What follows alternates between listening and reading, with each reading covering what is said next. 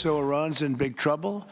And that doesn't mean boots on the ground, but it means hitting them very, very hard where it hurts. I just hope the protesters in Iran are going to be safe, because that's a very dangerous place right now. And again, I tell the Iranian leaders, you better not start shooting, because we'll start shooting too. Well, as we approach 2 weeks of deadly protests in Iran, President Trump issues a big warning to its leaders. It comes, as the Wall Street Journal writes, this may be a rare moment when revolutionary change is possible. The fall of a regime that has spread terror and mayhem for 47 years will be earth-shaking. This is an opportunity, called an obligation, for the U.S. and the world to rally to the side of the Iranian people. White House correspondent and the brand new anchor of Fox News Live, Aisha Hasni, joins us now. First of all, congratulations, and so great to see you this morning. So, you really do, following all of this stuff that's going on in Iran over the last couple of weeks, you really do get the feel that something different is happening this time. Yeah, it's hard, right, when we live so far away to really understand what's happening on the ground in Iran, and these videos that are coming out thanks to Starlink, Elon Musk's Starlink. We're getting a picture of it. And I spoke to an Iranian-American friend just a short time ago, this morning, who has a ton of family in Iran right now amid this blackout, trying to reach their family.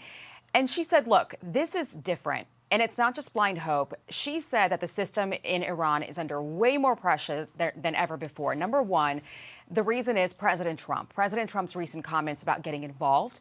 We don't know what that means yet, but neither does the Ayatollah. And we just saw what happened with Venezuela, and we've seen what Trump has done with Nigeria.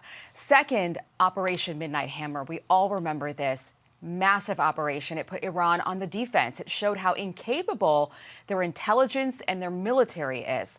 And number three, every other protest so far that we've seen in Iran that has broken out in this massive way has always been about human rights. You'll remember that uprising around Mahsa Amini. This one is different.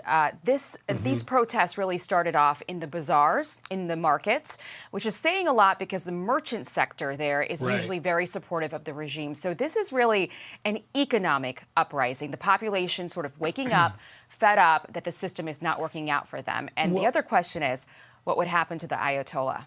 Well, and so to that point, the Ayatollah Khamenei is issuing some bluster. But before I get to what he said, you're right. So this starts weeks ago when the currency was devalued tremendously on top of 42% inflation in Iran. But what it's turned into now, with protesters, hundreds of thousands rising up from Tehran to Mashhad in 180 cities and 31 provinces, is remarkable. And perhaps that's why Khamenei is feeling such pressure. He says this. He wrote, "The Islamic Republic will not back down in the face of vandals. Trump should know that world tyrants were brought down at the peak of their arrogance. He, too, will be brought down." To your point, Aisha, you're so right. In 2009, when they rose up, it was Barack Obama behind the resolute desk. Today, it is Donald Trump, who has shown that he will act. Absolutely. It's a different world. And I think that world leaders are paying attention and responding in a big way. And that's what my friend told me, that the Ayatollah has to be afraid of what President Trump could or could not do when he says he's going to get involved. What does that actually mean? And so she's saying that her family is hearing reports over there that he might be looking into running, into leaving. And so let's imagine that scenario. If that happens, are we looking at a power vacuum? I mean, what happens to Iran? Think about how widespread Iran's tentacles are in that region. It funds so many different proxies all over that Mideast region. You're talking about a total overhaul of the system in Iran if you want to see real meaningful change. And there is an opposition leader, the prince, the former prince, Pahlavi. He wants to lead a transition, but my friend's telling me we're not sure if the people of Iran want that either. I'm hearing that the Iranians really want elections. They want to vote. Yeah, well, they haven't had that in a long time. Aisha, we're so happy that you're going to be the new anchor of Fox News Live from 12 to 2 p.m. Tell us a little bit about it. Well, we're going to get into Iran today with Senator Tom Cotton. I have him in the 1 o'clock hour. We're also going to get into what's happening in Minnesota and all of that on the ground against those ICE officers. We're going to talk with Majority Leader John Thune. And then we're going to have the Ruthless podcast guys on as well to break it down for us. And maybe a little bit of fun, you guys, because I know you were talking to Adam Klotz earlier. But my team, Indiana, won last night.